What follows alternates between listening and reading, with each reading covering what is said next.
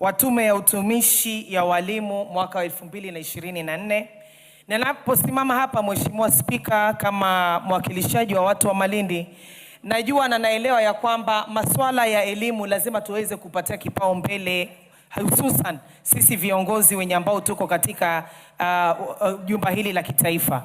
Mheshimiwa Spika, kama kuna watu ambao tunafaa tuangazie vizuri zaidi na tuweze kushikana nao vizuri, hususan sisi wenye ambao tunatoka sehemu za Malindi, sehemu za Pwani, ni watu ambao wanaitwa walimu. Na jambo lolote lenye ambalo litaweza kusaidia walimu katika utendakazi wao wa kazi, sisi lazima tusimame kidete ili tuweze kushikana na wao, ili tuweze kuwapatia mazingira bora ya kuweza kufanya kazi, ili tuweze kuhakikisha ya kwamba morali yao pale kazini haijashuka, kila masaa iwe iko juu, na tuhakikishe ya kwamba kazi yao wameifanya vizuri, watoto wetu waweze kufaulu hapo kesho. Mheshimiwa Spika, naona huu mswada unazungumza hususan kuhusu nafasi ya kaimu, ama kwa Kiingereza wanasema acting capacity. Na Mheshimiwa Spika, nasimama na kuunga mkono mswada kama vile wenzangu walivyosema ya kwamba si haki, kwa mfano kama vile mwalimu mkuu ameondoka katika shule na yule mwanachini wake aweze aweze kuwa kaimu pale kwa muda, na kisha yule mtu asiweze kupatiwa ile nafasi permanently. Mheshimiwa Spika, hiyo inakuwa si sawa. Kwa hivyo kama kuna acting teacher mwenye ambaye yuko pale nje, naunga mkono ya kwamba isizidi, iwe ni baina ya siku 30 na baina ya miezi 6, TSC iweze kuzungumza na iweze kutoa msimamo kama yule mtu anachukuliwa permanently katika ile nafasi, na kama atakuwa hachukuliwi pale tuweze kuelewa ni mahali gani ama ni nafasi gani nyingine ambayo anaweza kupatiwa.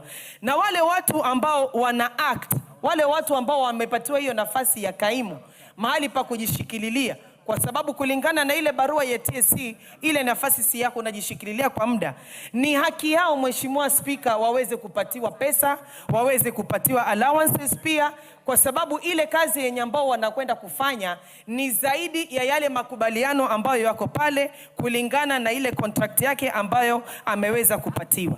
Na Mheshimiwa Spika, wewe mwenyewe unajua kulingana na sheria na kulingana na tamaduni za kazi zote, hakuna yule ambaye anapenda ya kwamba awe yuko chini apande juu kisha arudishwe tena chini, Mheshimiwa Spika. Kwa hivyo kulingana na tamaduni, na unajua ya kwamba ni vitu ambavyo tunaona zinatendeka katika sekta zingine za kazi, kama mtu amepatiwa nafasi ya kuact mahali, ni mapendekezo pia ya kwamba asiweze kupokonywa ile nafasi, ili aweze kuendeleza ile nafasi, aweze kujisaidia na aweze kusaidia wale wanafunzi wetu. Mheshimiwa Spika, kuhusu masuala pia pension, ni lazima pia tuweze kuiangalia.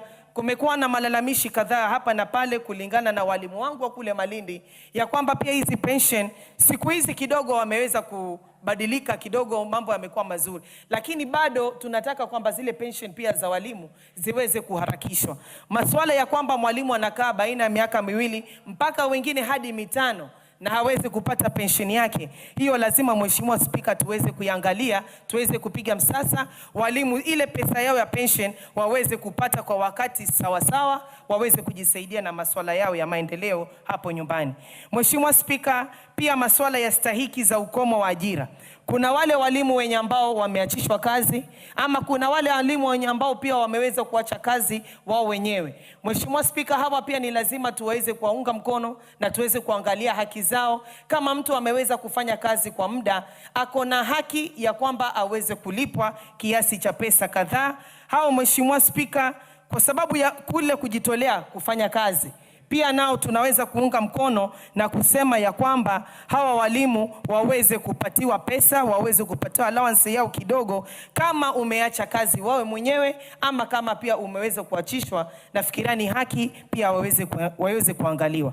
Mheshimiwa Spika, kwa kumalizia, sisi tunafaa saa hizi tuitishe hawa watu wa TSC na tuweze kuwauliza maswali, kwa sababu tunajua ya kwamba serikali ya Kenya kila mwaka tunajitahidi, na sisi hapa tunapitisha budget kila mwaka kuhakikisha ya kwamba walimu wameweza kuandikwa. Naomba dakika moja tena Spika. Lakini cha kushangaza Mheshimiwa Spika ni kwamba kuna area zingine Mheshimiwa Spika, hawa walimu hawafiki vile ambavyo sisi tunavyotarajia.